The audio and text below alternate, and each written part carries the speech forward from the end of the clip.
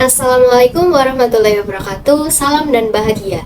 Perkenalkan, saya Adelia Firda Rahma dari PPG Prajabatan Gelombang 2 tahun 2022 Universitas Sarjana Wiyata Taman Siswa. Pada kesempatan kali ini, saya akan mempresentasikan hasil penelitian saya yang berjudul Meningkatkan Motivasi Belajar IPAS dengan menggunakan model Project Based Learning di kelas 5 SD Negeri Munggang Pundong.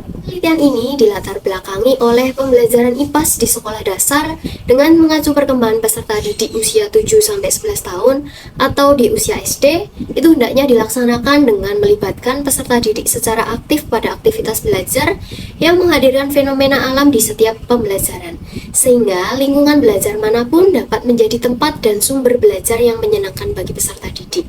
Namun, berdasarkan observasi dan wawancara yang dilakukan, pada pembelajaran IPAS masih dilaksanakan dengan metode ceramah saja. Kurang menggunakan media pembelajaran yang menarik, kemudian peserta didik tidak terlibat aktif dalam pembelajaran, atau pembelajaran masih berpusat pada guru, dan peserta didik merasa bosan saat pembelajaran. Dari permasalahan tersebut, diketahui bahwa peserta didik memiliki motivasi belajar yang rendah. Padahal, motivasi dalam belajar itu penting sebagai pendorong perbuatan belajar yang dilakukan untuk mencapai tujuan belajar. Sebagai solusi untuk mengatasi hal tersebut, maka peneliti melakukan penelitian dengan tujuan untuk menganalisis bagaimana implementasi Project Based Learning dapat meningkatkan motivasi belajar IPAS di sekolah dasar. Kemudian metode penelitian.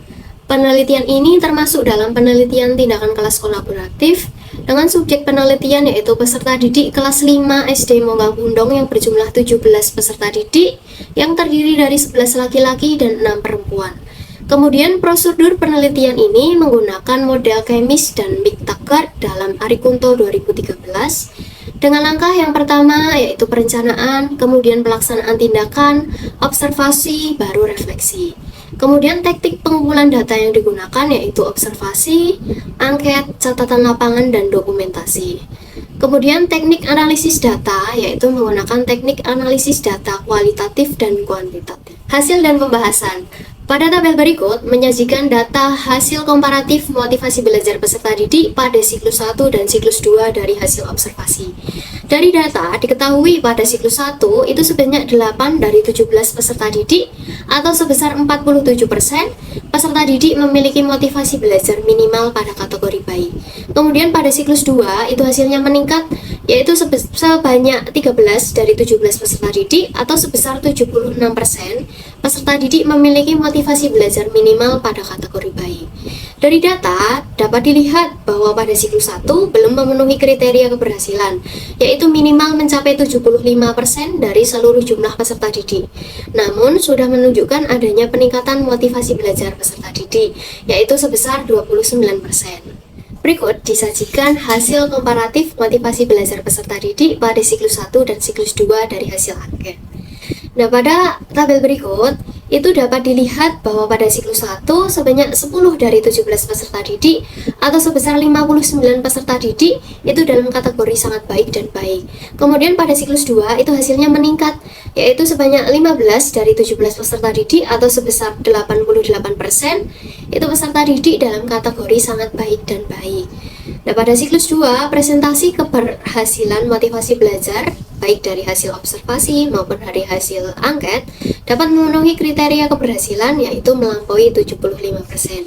Sehingga penelitian ini dianggap sudah. Berdasarkan hasil penelitian dan pembahasan tersebut, dapat disimpulkan bahwa secara keseluruhan hasil penelitian telah mampu menjawab perumusan masalah yang menunjukkan bahwa model pembelajaran Project Based Learning pada pembelajaran IPAS dapat meningkatkan motivasi belajar peserta didik di kelas 5 SD Negeri Munggang Pundong.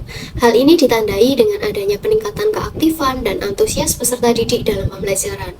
Berdasarkan data, motivasi belajar berubah secara signifikan dari siklus 1 hingga siklus 2, yaitu persentase hasil observasi motivasi belajar peserta didik pada siklus 1 sebesar 47% meningkat menjadi 76% pada siklus 2, sedangkan persentase hasil angket motivasi belajar peserta didik dari siklus 1 yaitu sebesar 59% meningkat menjadi 88% pada siklus 2. Sekian presentasi dari saya, banyak kurangnya mohon maaf. Terima kasih atas perhatiannya. Wabillahi taufiq wal hidayah. Wassalamualaikum warahmatullahi wabarakatuh.